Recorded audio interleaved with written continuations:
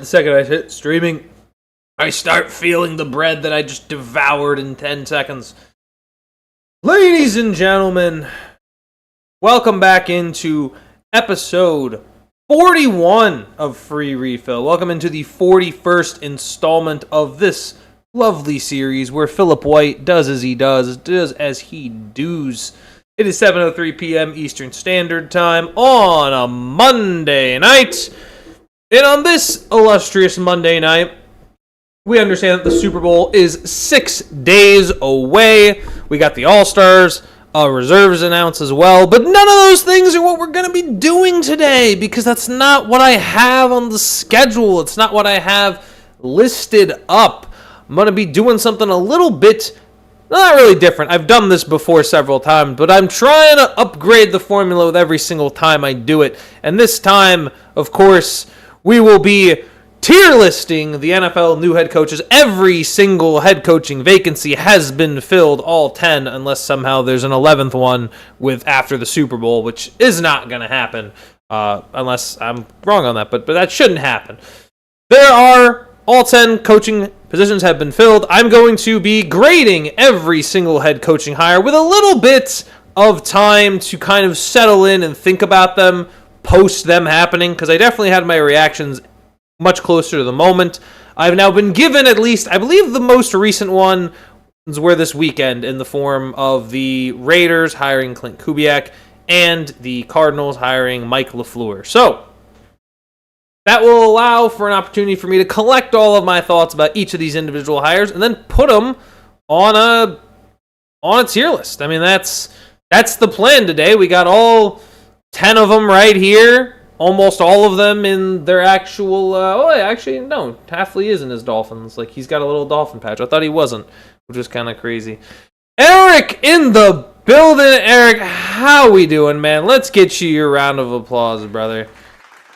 Excited to see this man in the building for a little head coaching tier list on this episode of Free Refill. Hopefully I can get all my thoughts in because I have a lot of thoughts about all 10 of these guys, and hopefully we can get in all under an hour. That's the game plan. But you know, we're gonna have some discussion. We're gonna have some thoughts about all these guys. It should be very interesting. As you can see, tier list is lined up A+. We got A to A minus as its own tier, then B+ to B-. I'll position them accordingly with the way it's listed. So hopefully it'll make sense. It'll make sense. Should be a good one to get us started.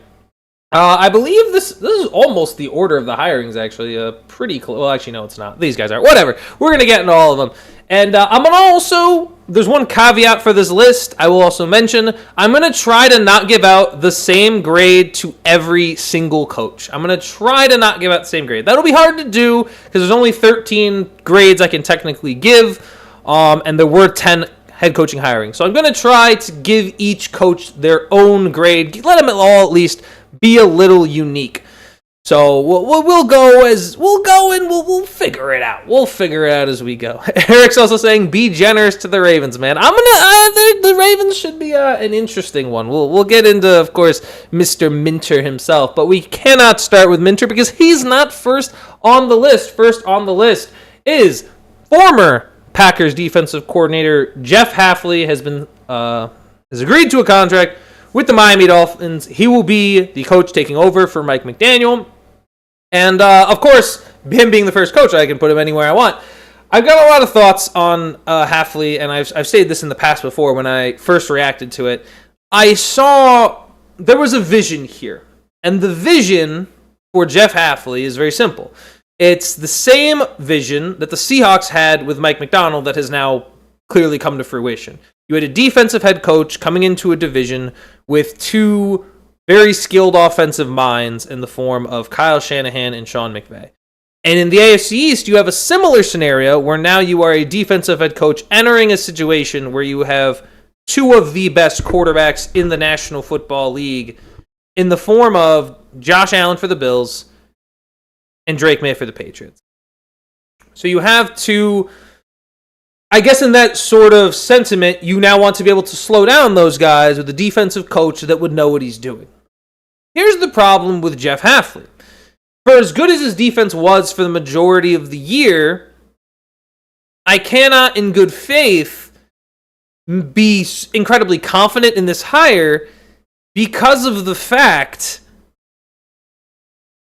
that Jeff, once Micah Parsons went down, his defense immensely struggled. And I mean, did we not see what happened with the Chicago Bears late in the year? Did we not see the Ravens come in with Derrick Henry and just steamroll them for Henry's best game of the year? Did we not see a defense that struggled late in the year? So, I mean, there's not much I can give a whole lot of credit for. And I think you're now going into a situation in Miami where you have, I mean, who's their best defensive player? We're talking Minkah Fitzpatrick? Are we talking Jordan Brooks? Like, who are we talking about as Miami's best defensive player? I don't think there's a superstar on that lineup, and you have a lot of offensive issues to figure out as a defensive head coach, right? So now you have to figure out the Tua issues. Now you have to figure out, is Jalen Waddle going to be able to be a top receiver? You obviously like Achane. You like having that piece, but I think there are too many problems on the offensive side of the ball to be hiring a defensive coach. I understand the vision. I see the logic. At the same time, I think with the Tua contract, with a lot of the issues that are going on, I cannot, in good faith and in good conscience, put Hafley as this great hire. He's definitely in the bottom half. I don't think it's the worst, though, because, again, I can see a vision. There's a vision here. For now, it's probably bottom of C tier. It's like a C- hire. I think this is a C- hire. I think there are too many other problems in other areas for Miami, and maybe I'm being generous, and we'll reevaluate when we come back. But I think this is in the C- range. I think this is where he's going to go. But, we'll have a ways to go. I just think with the situation he's going into, and I think they're going to run it well. With that being said, I think that is where I also do like a little bit of Hafley is they're bringing in some of that Green Bay Packer kind of overall decently run organization. The Green Bay Packers are never atrocious, right? They're never like a 3-win football team. They're very clearly well run, and they should be able to hopefully bring some of that stability to a sometimes terrible Miami Dolphins team. That being said, it comes down to their defensive coach didn't coach that well at the end of the year. And that matters. That will matter down the stretch. That'll matter to a lot of people, especially in Miami, discussing this. Eric also saying, you mean the guy that blew a 21-3 halftime lead to the Bears in a playoff game? That guy? Yeah, they gave it to him. That defense was good enough, apparently, for the rest of the year. And I think, again, they're going to have Sullivan in, who was also, I believe, it may have been VP or like another played a manager type role in Green Bay. So I think it's going to have a little bit more stability. I just don't think you're going to be a significantly improved team in 2026 with him. I give it a C- because I think there's room there, but it might end up being lower on the list depending on where I place everybody else. On to hire number 2. Hire number 2 is John Harbaugh to the New York Giants after his departure from the Baltimore Ravens. The legendary head coach John Harbaugh, the Super Bowl winner head coach John Harbaugh, is now out in Baltimore and is in New York. And in the moment, looking even at it when I was thinking about it hiring, I didn't like it. But the reality is, when you look at every single head coach, it's the coaching hire. It's really the only one that merits an A+. Because, listen, say what you want about John Harbaugh and the Ravens weren't working. They weren't finding good enough success. They weren't able to push the envelope and get to a Super Bowl. John Harbaugh brings your organization stability, and it's the best hire for one of the teams that has seemingly no stability right now. Harbaugh will double the New York Giants win total. They will win 8 games. They will have Jackson Dart, who will be entering his second year. They will have Cam Scadaboo back from injury. They're planning to have Malik Neighbors. If they can have Neighbors back by even October, that'll work out well for them. And again, it's not like they don't have any receiving help. Wan'Dale Robinson put together a very good year in Neighbors' absence. They have incredible pass rushers on the defensive side. And let's look at that division. When we look at Philadelphia, they still need to figure out their offensive issues. it's a very real possibility they may trade in A.J. Brown. And look at like Dallas. I don't see Dallas taking a huge step, especially with the fact that they haven't even had contract negotiations with George Pickens. And Washington has numerous holes to square up because we saw how brittle and fragile their roster was going into the season with Bobby Wagner, Austin Eckler, Zach Ertz. Love those guys, but they all got hurt at one point or another. They just weren't fully healthy, and they were old. And you saw that also even when Jaden Daniels went down as well. This team was missing a lot when he went down. And Terry McLaurin as well. Terry McLaurin in his 30s wasn't fully healthy. Debo wasn't fully healthy. It was just a veteran team. It was like, you know what? Let's be honest. It was kind of the Clippers. Like it was the Clippers of the NFL. The only exception is that they had like a young star in the form of Jaden Daniels. Clippers are just old. That being said, the Clippers are winning a lot, though, so maybe there's something there. But I think with John Harbaugh, the Giants are going to double their win total. I can't not see them winning 8 games, especially with how many close games they played this year, and their coaching was mostly atrocious. With Brian Dable, even with like Kafka, their defense coordinator gets fired, Dable gets fired. Like, it was just a mess in New York.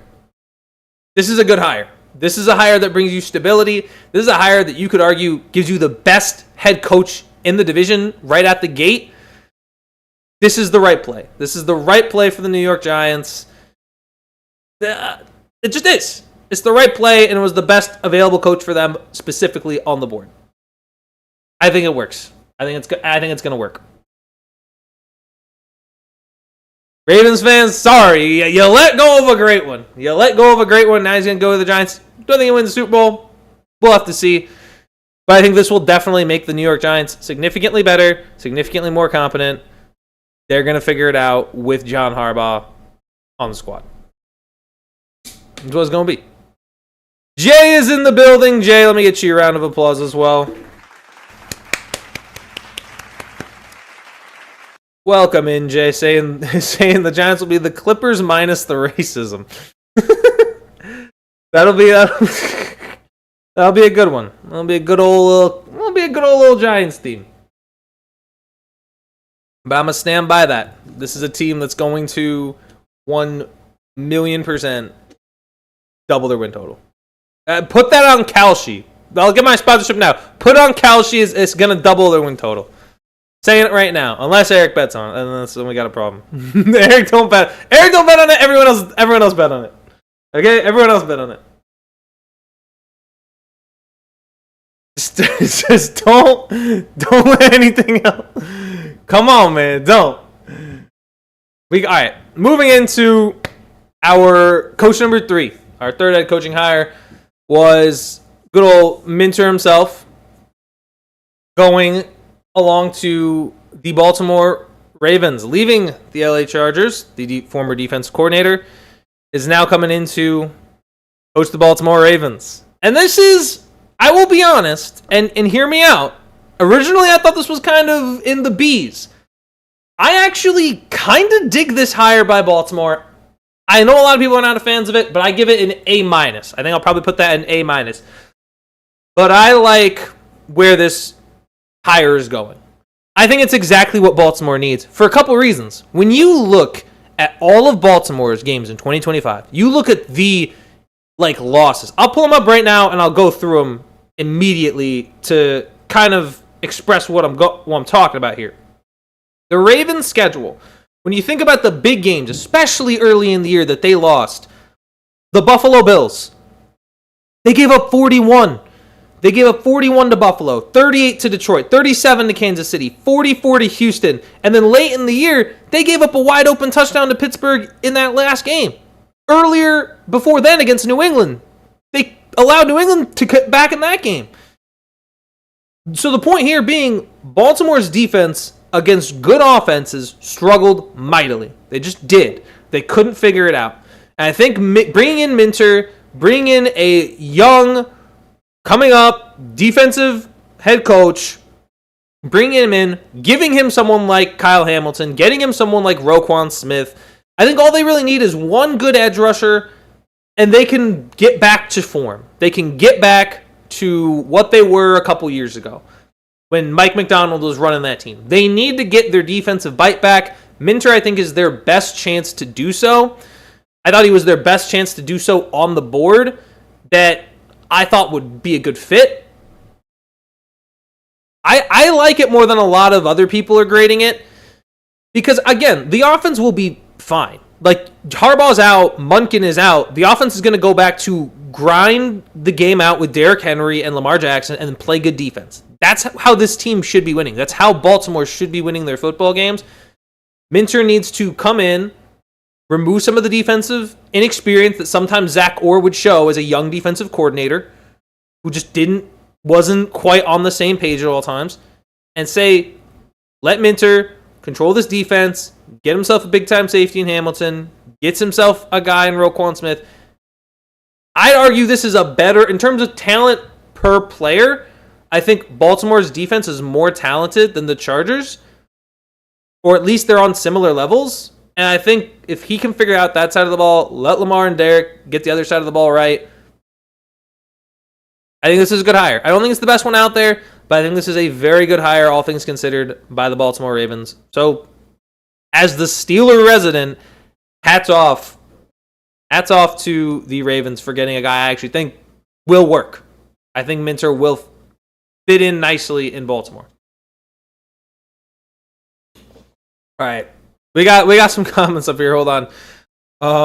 We got Goob. Goob is in here. Let me get Goob his round of applause. Good old Goob Meister. I can't even see these emojis, by the way. All I just see is face purple crying, face purple crying, face purple crying. Like, if I turn on chat right now, like, that's what I see. Like, that's what I see, and it's crazy to me. That's all I see. Makes no sense at all. Anyway, I also got to fix chat to make it actually look nicer for, like, these style of streams, so it actually looks nice. We got Eric in here laughing, and then Jay said if Eric bets on it, PWR, just go opposite, easy money. Go ahead, bet on Couch. Dude, no, don't bait me like that, man. You can't be doing this to me. Stop it. Come on. Don't do that. All right. Moving it along to our next head coach on the board. We got Robert Saleh, who went back to the 49ers to be a defense coordinator after his departure from the New York Jets. Goes there, basically all of his best players get hurt, from Nick Bosa to Fred Warner. Everybody's going down to injury. And yet he coached a very good season considering the injuries. Of course, the 49ers season ended in the divisional round. But you got to give Robert Saleh credit to coaching with a lack of viable defensive pieces. And now he is the head coach of the Tennessee Titans. And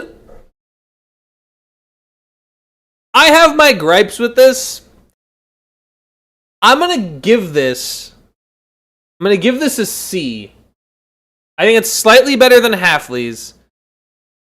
But I still think, based on the Tennessee Titans situation, there were better options. Like, I liked Saleh as a head coach for the right team.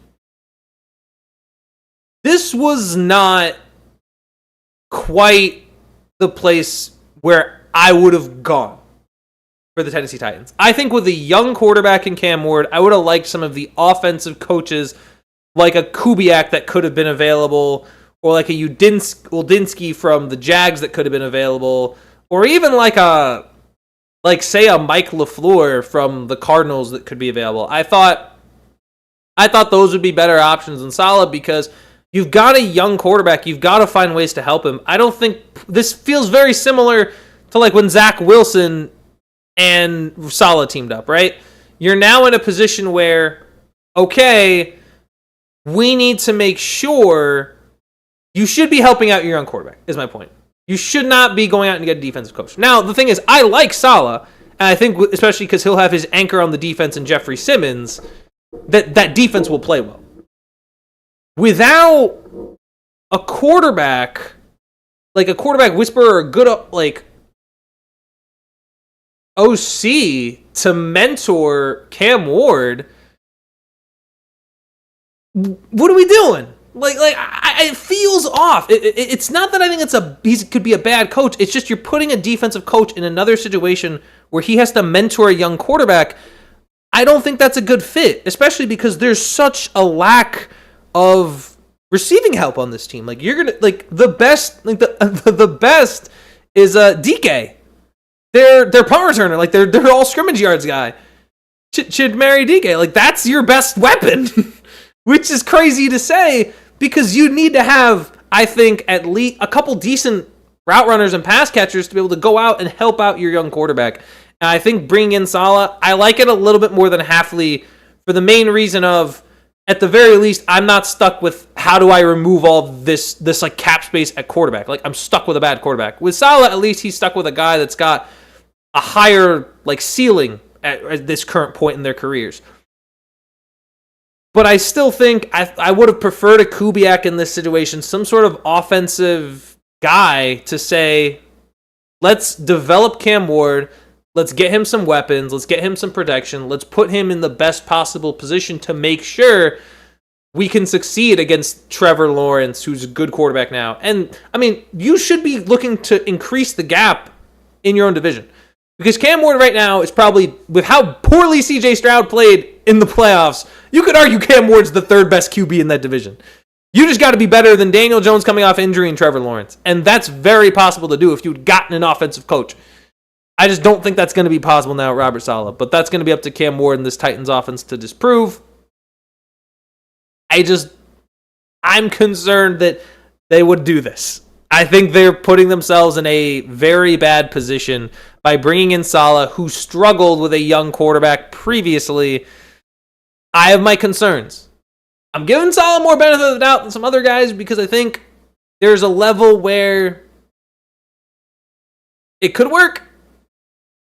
But I'm like, ugh, I don't like it. It's just it doesn't. You're gonna get Cam Ward on crutches by doing this because I don't know if Saleh can develop an offensive line. You have a great defense. You have an amazing defense, but I am concerned with what you're gonna do developing Cam Ward for the future. Hopefully they can figure it out, but my guess is we'll see. My guess is we'll see. My guess is we'll see because he's a C tier. Sorry. Moving along past Robert Saleh. Now we get into some of the juicier discussions because these are more fresh in the mind. We're getting to some fresher-ish hires. Before I actually get into the next one, let me just read the comments real quick. Let me see what we had. Oh shoot, that's David? That is David. David, let me get you a round of applause joining us in. David, appreciate you for tuning in to the tier list. By the way, if you guys are enjoying the tier list, of course, make sure you're liking and double check. Make sure you're subscribed. The whole spiel. Go ahead, click all the buttons. Spam click them right now. Do it. David also said, "Yes, sir. Love Gianna A+. Listen, man, I think it's the best coaching hire. I think it fits really well in New York. I think it's gonna go well. I think it's gonna be good. I think it's gonna be perfect. I think it's the best. It's the best. It's the best." But I think it is going to work. I think with what we see out of Harbaugh being a guy who has been proven himself over 18 years, and for a Giants organization that needs stability, I think it's a very good fit. And then Jay's here saying, hey, Tommy DeVito could get a ring along with Drew Lock. 2 Giants backups. That's actually kind of crazy. That is true. A Giants backup is guaranteed a Super Bowl this year. Unless somehow there's either A, a meteor, or B, they just go to 7 overtimes and just decide to split the trophy in half. It's not a real rule, but they might just be like, we'll just split it in half this year. I forgot. I didn't realize that. It's more common knowledge, I think, that Drew Lock is on Seattle, but I think it's a little less common knowledge that DeVito is the backup in New England. That's crazy. Kind of forgot about that. The Tommy, look at Tommy DeVito, you know? All right. Moving on to number 5. 5th coaching hire. I don't know if this is on order, whatever. Number 5. Kevin Stefanski. Kevin Stefanski gets hired by the Atlanta Falcons, and I'm saving one of my A spots for another hire that I really like. Despite the way I have kind of dissed Stefanski in the past previously, I think this is a B+. I think this is a good hire. I think this is an offensive coach that just was running into problems in Cleveland because Cleveland, I don't know, wanted Shedeur Sanders or whatever. And there was he doesn't, let's be honest with Stefanski. The best quarterback he's had in Cleveland, Baker Mayfield. They forced Baker to walk years ago. So, can you really be that mad if all of his quarterbacks have been worse since, and yet he still made the playoffs with one of them? Like, we start getting it to a point where what's the logic? Like, what's the logic to Cleveland moving off of Stefanski at a certain point? Like, I understand, especially, and we'll get into like that hire later because that was I got words about that hire, but I think Stefanski going to Atlanta works perfectly. Like, think about it. He doesn't necessarily. I think already he upgrades at quarterback. So he's going to have Michael Penix, right? You have Michael Penix. You have a top 2 running back minimum in Bijan, right? I would argue a lot of people think he's number 1. Drake London, if he finished the season healthy, would have been a top 10 wide receiver. If they can find a way to keep Kyle Pitts, you've got a tight end who played like a top 5 tight end. Lindstrom is a very good guard on the offensive line. They also have a decent rotationary back because they didn't really have like a great rotation back to Judkins. Like I actually like Algier in a lot of like heavy power situations. And defensively, like, yeah, he's not coaching the defense, but they had some decent draft picks that people weren't talking about this year. James Pierce Jr. had 7.5 sacks. Xavier Watts, who was my defensive rookie of the year, I know that's probably going to go to Schlesinger or Nick Amonwori, but when we're looking at Xavier Watts getting 5 picks and James Pierce Jr. getting 7.5 sacks, those are playmaking defenders in a division that sucks. Like, that's just a bad division. Atlanta had the same record as Carolina and Tampa just due to the way the games played out. Like, if Atlanta beat the Jets, they'd probably still have Raheem Morris a head coach. I think this Atlanta team is so much closer than anybody would probably give it credit for. And I think bringing in Stefanski, who's had success in a much worse environment in Cleveland, I think it works very well. I think the only question marks you have is how much of that was maybe like, I mean, does anybody maybe buy in that Stefanski's not that guy anymore? And I've kind of thought that he's always been a little overrated, but I think he'll definitely succeed in Atlanta where he's got a lot of parts and pieces that are going to improve or at the very least stay at the same level and also in worse competition. Like, he doesn't have to deal anymore with like a Tomlin or a Harbaugh or like what would have been, like a Lamar or Joe Burrow. Like, he's in best quarterback in the division is who? Bryce Young? Maybe? And like, where do we put Bryce Young in on top quarterbacks? We're not putting him top 10. You can maybe, if you squint, try to push him 15. There's just too much inconsistency there for me to put him that high. And you're going to be going in with, even if you don't like Michael Penix that much, you still could argue that he could just play Kirk Cousins if he wanted to and be fine. Just because that division is bad and that offense is going to be better with Stefanski and head coach. I think it's a solid hire. It's not the best one out there, but I think when you have a coach that has been able to get Cleveland to the playoffs multiple times, and we know what that franchise is, no matter how much you can doubt him, you got to at least say Atlanta's going to be a better landing spot. And it's going to work a little better. I think it's going to work a little better. So hats off to the Dirty Birds. I think they got a coach that will work and really a coach that they need. Because, like, listen, Arthur Smith was not the offensive coach they needed. And Raheem Morris, not the guy they needed on defense either. I think this is going to work very well. I think this will work. I think this will do what it needs to do. It'll do what it needs to do. Let me see. David also said, I'm not mad at Saleh because he has Dable as OC. Oh, shoot. I did not consider that. I would still say C. I'd still be... Because, again, I like Dable like as an OC, but the issue is, as an individual developing a quarterback, I do have my... what's the word? Transgressions? My concerns. It's more of my concerns that when you are in a position where Dable was, and Dable did some good things in New York, but there was clearly like a ceiling to Daniel Jones. There was a ceiling to Daniel Jones a little bit, and I feel at a certain point it does concern me that if you are the Tennessee Titans, you don't want Cam Ward hitting a weird like Daniel Jones-esque ceiling, which is unlikely to happen just because coming out of the draft he just has more talent. I still worry that it won't, like, you're going to have to go out and you're going to have to figure out your offensive guys. We'll see who Dable wants to go out and get, because if I'm Saleh, I'm going to be real, I'm consulting that guy. Like, I'm Saleh, like, brother, I don't know if Saleh knows all that offensive talk, so I'd be a little concerned still, especially based on just, like, past things considering. But, I guess it's not as bad as I thought. I'd still put it at C, though. Well, maybe put it at C+, depending on where these other 5 land. Marcus is in the chat as well. Marcus, let me get you your applause, brother. Man, we got a loaded squad today. Everybody pulling up to the tier list. Let's go.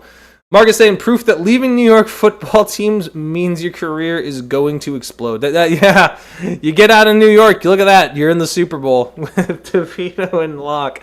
That's incredible. And then head coach leaves Jets, OC leaves Giants, they win in the Super Bowl. Oh my gosh. Amazing. It's going to happen. Here come the Titans. If the Titans make the Super Bowl, all right, I'll make a bet right now. If the Titans make the Super Bowl next year, I have to travel to Tennessee for, I'll say this, if the Titans win the Super Bowl next year, I will travel to Tennessee for the parade. That's actually got to be an insane one too, because that's never actually happened. Like Nashville's already kind of crazy as it is, but imagine a parade there. That might actually go hard. I might have to do that. I'll rally up with Saleh and Dable. The battle of bald guys, dude. That's amazing. It's the Bald brothers. Here they come. They're come for the whole thing. Amazing. All right. Here it is, coach number 6. The moment you've all been waiting for, I'm sure. Where does the Steelers guy rank Mike McCarthy as head coach for the Pittsburgh Steelers? Now, I had my reactions when this coach came out. Then I did my research, and I kind of was like, no, that doesn't change my mind. And now that I've sat with it for, it's been what? It's been over a week now. I've been sitting with the fact that Mike McCarthy is going to be my head coach next year. And I'm going to say Mike McCarthy, for my head coach, I'm going to put it at a B-.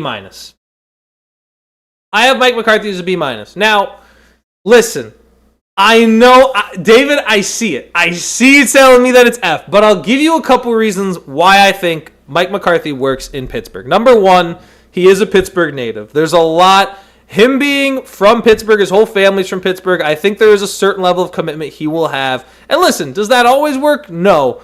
But I think that's at least somebody that you can have, like, coaches you want to run him through a wall for. I think McCarthy in Pittsburgh is going to show a different side to him that he did not show in his previous iterations.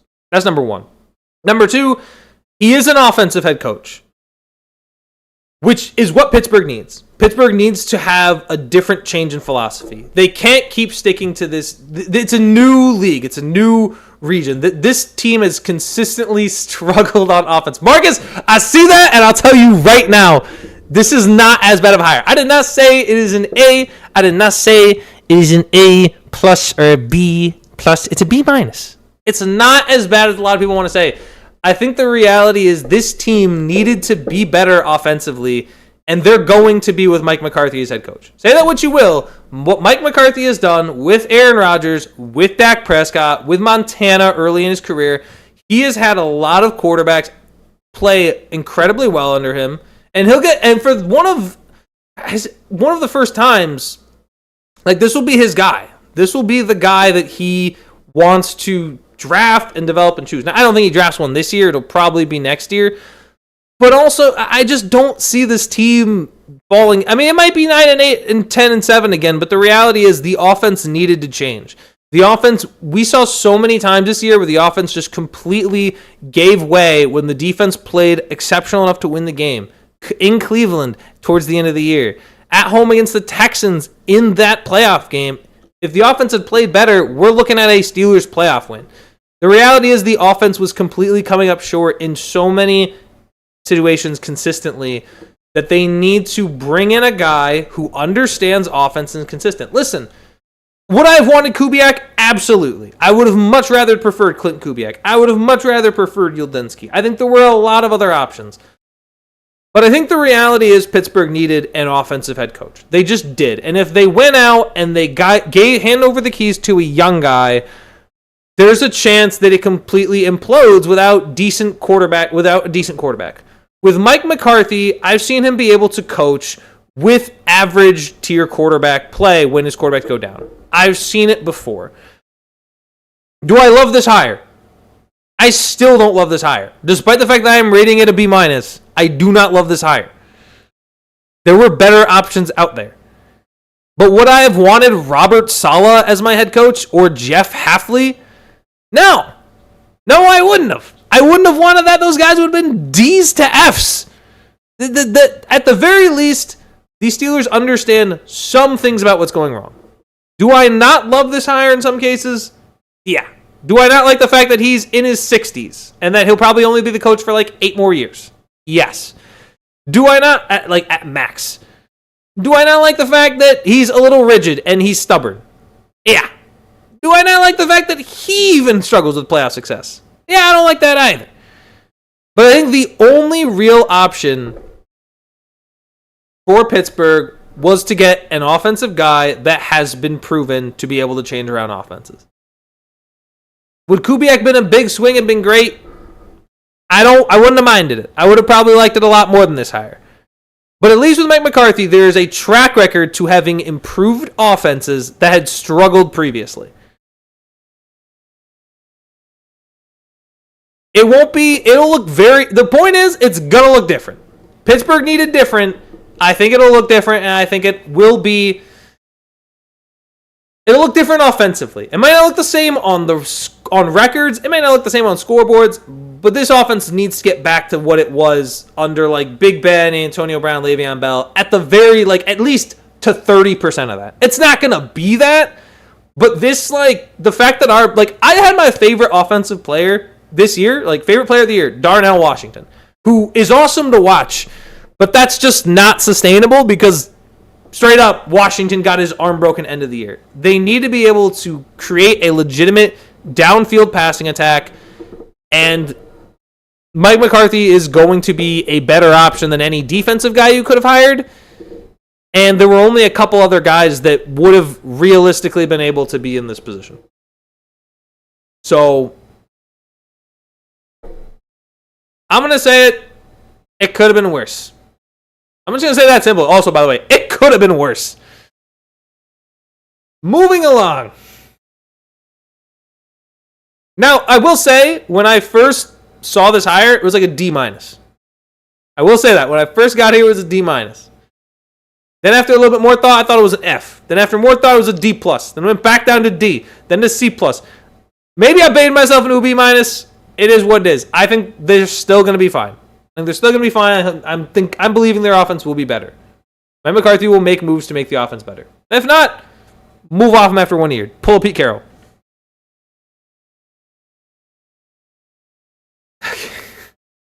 Oh, Marcus also was saying, gotta take a picture in front of the Aaron McNair crime house wearing a Steve McNair jersey.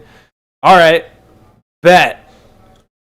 I'll rock that. We got 4 more to go. Let's get into it. The most recent hire, I think this was actually the last head coaching spot to be filled, Mike LaFleur of the Arizona Cardinals. Or not the Arizona Cardinals. He's at the Arizona Cardinals now. Formerly of the Los Angeles Rams, the offensive coordinator during this Matthew Stafford MVP season. Where to put LaFleur? Because I have the least interaction time of thinking about him. Now, there's a couple things that I need to make abundantly clear. This is a tough one. Actually, you know what? Now that I'm looking at this, Hold on. I'm changing my answers. I'm changing my answers on two of them. I'm going to put McCarthy at C. I still think there are benefits, but I think McCarthy does need to be in C. I just realized there's no way I can put him in the same tier as Stefanski based on the situation. Now that knowing that Salah's going to have Dable as OC, it makes me look at him a little bit more fondly now. So I think McCarthy needs to go in C. I think I overreacted putting him in B-. It's a C higher. It's not the worst, but it's certainly not better. The only reason I put Salah in there is because he has Dable. If Salah came to Pittsburgh and didn't get Dable, that'd be a D- to an F. Just setting the record straight there. But LaFleur, and this is interesting, I actually have... Well, now I also get B for LaFleur. I don't think LaFleur's a B. This is going to be a hot take. I actually think LaFleur is a D+. For a couple reasons. Number one, I don't like the fact that for Matt LaFleur, when you were looking at where he's going for the Arizona Cardinals, I'm not a big fan of the idea that he's going to a situation where a lot of the players he's going to have, they're going to have to move. Like, I think they're going to have to move out. They may have to move off James Conner for salary cap reasons. I'm not sure if they would do that.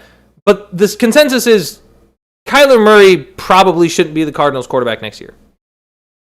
Now, there's a chance he will be, but I think a lot of people would say that he shouldn't. And going into Arizona as an offensive guy who's not really going to have control of who his quarterback is, I think you're going to run into issues with that, with just Kyler in general. And I think for a young guy, not having that opportunity to go out and be his quarterback is not the same, which is why when we talk about Kubiak, I really like that hire. So the issues, and again, like, say what you want about LaFleur. LaFleur was an offensive coordinator for the Jets from 2021 to 2022. Like, those Jets. The Jets were that Jets team. That's the Jets team we're talking about. And LaFleur was that head coach. Or not that head coach, excuse me. That offensive coordinator that struggled. Now he goes to the Rams. Competent quarterback works. Now we have Kyler Murray, who is basically dead. I would argue dead middle between someone like Stafford and someone like Zach Wilson, who's so atrociously bad, and Zach Wilson, and someone who's so incredibly good, Matthew Stafford.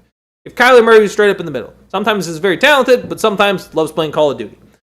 I just don't think it's a good situation for LaFleur to be in, all things considered. Now, the good news, there's still some offensive talent there. Like, Trey McBride is legitimate. That's number one. Trey McBride's the best in the league. Michael Wilson, very good wide receiver, who came on the second half of the year. Marvin Harrison Jr. might be good. There's a lot to gamble on that. But Marvin Harrison Jr. might actually be able to hopefully be a number one wide receiver, at least you'd hope, because his ceiling feels higher than someone like Michael Wilson's. And then you can combine the two at the wide receiver position. But again, the idea of having Kyler Murray in there, to me, is a big issue. Because he's making way too much money. He's getting paid way too much to just play Call of Duty. And he's not even fully healthy half the time. Like, they played Jacoby Brissett. So, at what point is it even worth it? Like, what if, I would argue, just play Jacoby. Jacoby might even be the better option. Which is crazy. It's not that it's me hating on LaFleur. It's more of, I think the Cardinals are such a bad situation for this particular offensive guy. Especially because also I still have my doubts about LaFleur because, again, he was also that Jets OC. Like, he got removed from his earlier offensive coordinator position, and now this one with the Rams, you could argue is a product of Stafford plus McVay plus Puka plus Devontae Adams plus Kyron Williams. Like, there's a lot going with that. Like, the good news is you'll have offensive pieces to try to prove it. But I would be concerned. I personally would be very concerned on that. Moving along. But I don't know. I'm optimistic a little. Because I didn't put it as an F. I think you could argue you could put it anywhere from where I placed it D+ to being like a B or a B- higher. But based on a very bizarre and unproven track record, I don't think I can put it higher, and all my C tiers are taken. So it's definitely not B. Like, I'm not about a B minuses guy. I think it's more closer to D plus. And speaking of D tier, the Bills fired Sean McDermott to promote Joe Brady. Now, this is not an F, and I'll tell you why. I'm saving the F. So let's relax there. But I am going to give him a D for this. Because of all the years to fire Sean McDermott and move off, this was not the year. They had 3 wide receivers going into the divisional round. They took the Denver Broncos to overtime. Josh Allen turned it over. What was it? 4 or 5 times? Bills had 5 total turnovers. Josh Allen was pretty much the majority of them. And for the first time ever, you can't put that on McDermott. You really just can't do that. Josh Allen was single-handedly losing this game. Now, granted, you could argue he was the biggest reason they had a shot at the end. But if Josh Allen doesn't fumble the ball before halftime, that Bills team is in the AFC Championship. And we're going to make the argument that McDermott deserved to be fired after that?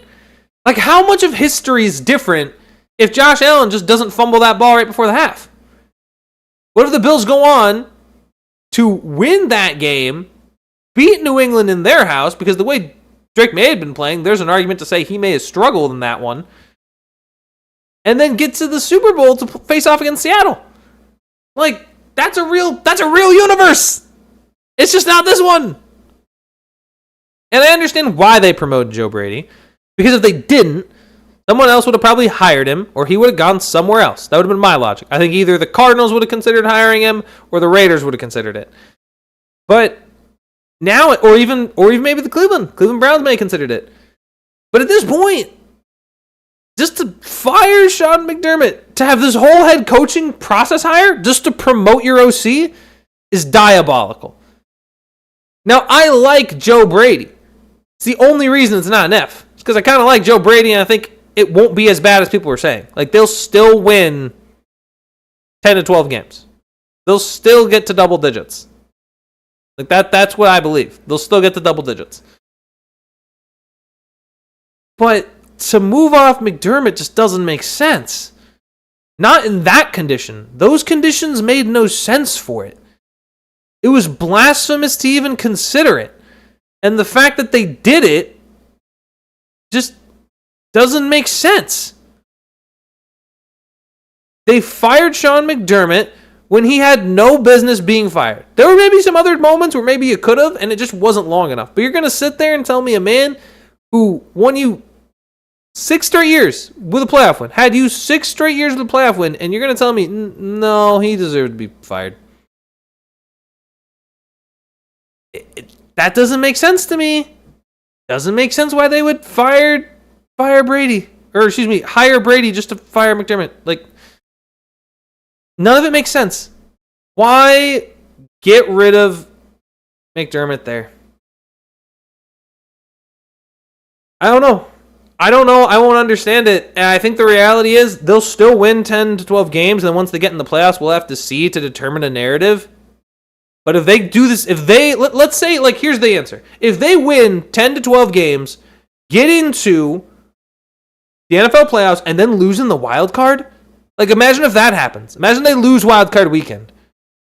That's worse. That's worse than what McDermott would normally do. So, like, where's it going to come from at that point?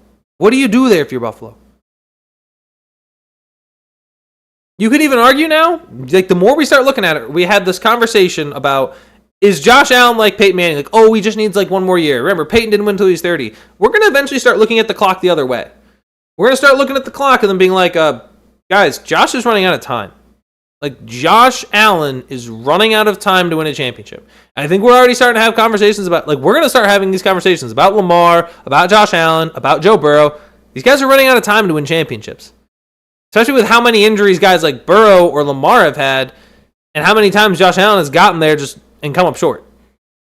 And this is the reality. Not every great quarterback wins multiple championships. Some don't even win one. Marino made it to one his second year in the league and never got close again. Never made it again. It's the way the cookie crumbles. Drew Brees made one his whole career. Thank goodness he won it. If he had never made it, if Peyton Manning won that and Drew Brees never made it back, unbelievable. It's an evil world, the NFL. We got two more coaches to talk about. The next one on the docket is none other than Clint Kubiak. I was an advocate. I really wanted Clint Kubiak in Pittsburgh. I think this is a good one. I think this works. I think I would probably say A. I'd give it an A over Minter. And listen, a lot of people will say, well, that's kind of crazy being just a young guy. No, I think young guys are the way to go. I mean, we've seen what Cohen and Ben Johnson have been doing. I think Clint Kubiak, for what he did in Seattle with Sam Darnold, what he's doing right now, it's impressive. It's incredibly impressive to see what Kubiak did with Sam Darnold. To come in, and remember, coming into the season, these were the headlines, to think JSN would be as good as he is this year, to be the point where now we're talking about him as a top 5 wide receiver. The combination of both Kenneth Walker and Zach Charbonnet, the improvement of that offensive line. You got guys like A.J. Barner contributing in his offense. That's going to... And remember, think about the Raiders. Think about what they're going to have offensively. They're going to have Ashton Jeanty. They're going to have Brock Bowers, and they're going to have number 1 overall pick, Fernando Mendoza. What he needs to fix? Offensive line. You don't even need to worry about the defense. Because all you're there for, offensive line. Let's go. Let's build an offense that is watchable.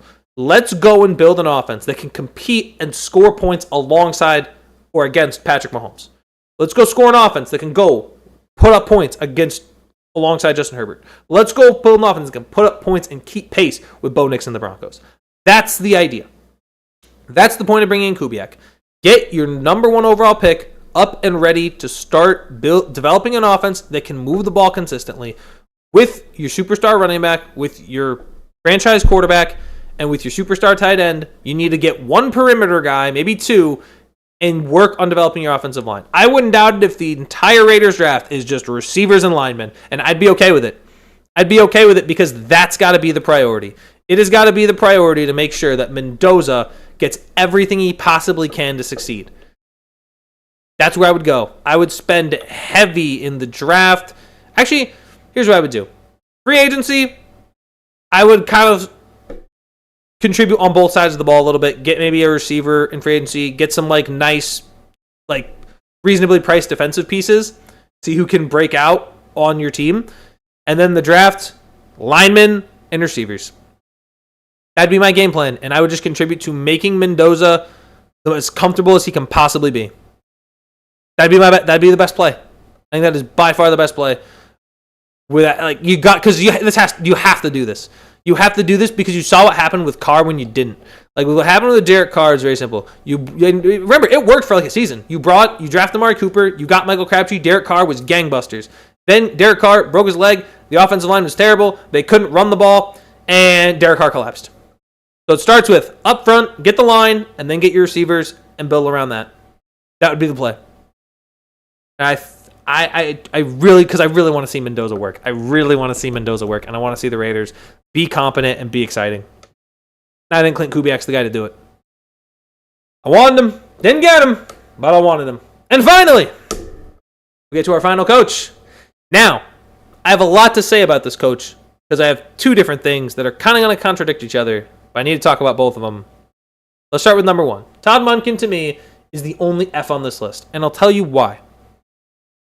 Because number 1, based on what we saw last year, Monken on the Baltimore Ravens made it very clear that he didn't know how to run the offense. Right?